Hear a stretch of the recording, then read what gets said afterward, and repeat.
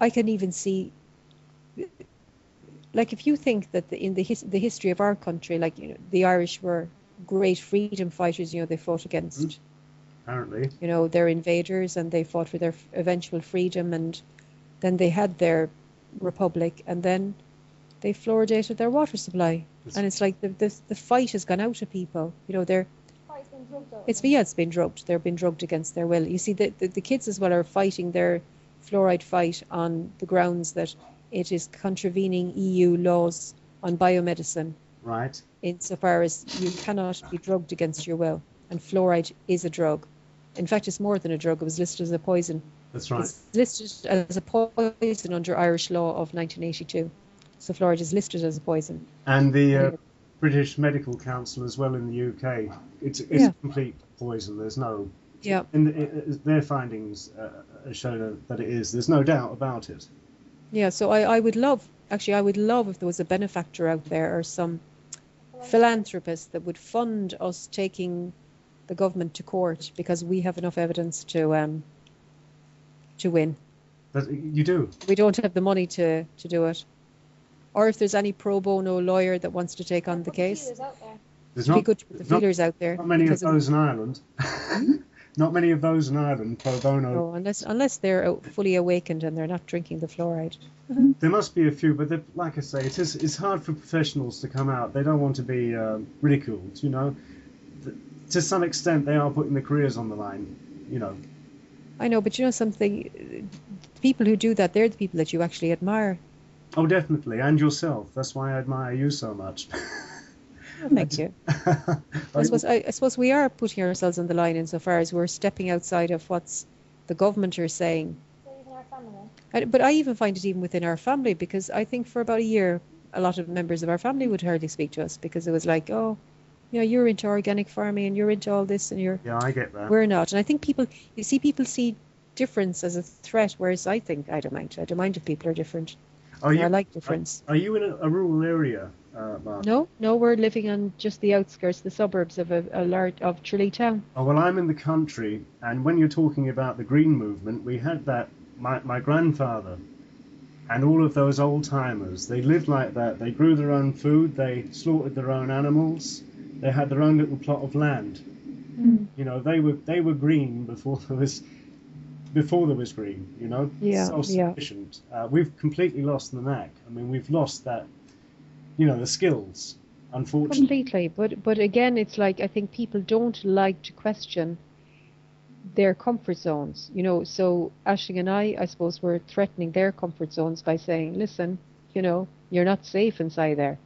But it's strange. It's in the last few months that we realize that they've been coming around to a lot of our way of thinking.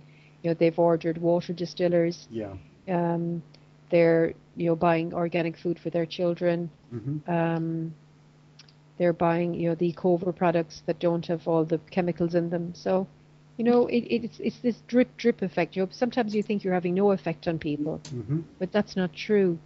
As you say, like, the change can happen maybe in a year. It can happen in a few months. Yeah.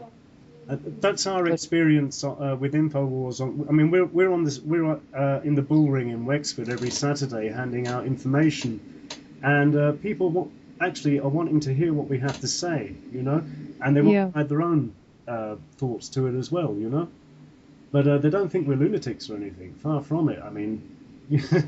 Well, yeah. Well, you sound too intelligent to be a lunatic, and you're too logical. So it's like, yeah. Yeah, it is. Aisling's on David Icke's Facebook, so. Oh, he's he's a very, very, very clever writer. I like his style of writing. But you're academic, you're educated, but you were still able to take in the Icke philosophies. But I just think, you see, the thing is, a person could be educated, but they could be the most narrow-minded people on earth. Because I remember being in university and thinking it was too confining. Yes. I think the person who's open-minded is the person who's open to be educated. And I think because he was such a clever person, I thought, I would always give people the benefit of the doubt. And I think his stuff is good, but I think it's quite heavy for the ordinary person. I guess it is. But he's not. He is way. No, I know. Yeah, he is way out there, but he should be like. the level of evolution that he's at, and I admire that. I think that's great. Yeah. But I think that for the most part, the whole thing is in changing people's perception, and I think it's good that there are movements like yours with the InfoWars, that there are groups, the Safe Water campaign and fluoride or .org in Ireland. We are change, and they're all fighting for the same thing. But I do think that this year that a group needs to come together, and that there should be a march on the government, and for the media to see that people are not happy, because like at the time with the pensioners, they weren't happy when they were, I don't know, reducing their pension or doing something like that to them. That's right. And they took to the streets, and the government backed down. They did. But because they can't cope with Martha, people. If we go into full EU ownership, marching on the streets won't make any difference. If everything is decided from Brussels, I know. So it's so important we keep our own sovereignty and government in Ireland. Yeah, but I just think that this government are letting our sovereignty just, drip away because, I think it's been ruled from Europe anyway. I don't think it's been ruled from Dublin. We already are. That's the truth. Yeah, we're just a satellite now of Europe. Like Jim Core says, I mean, it's a European superstate, and we're a state of the EU. Yeah.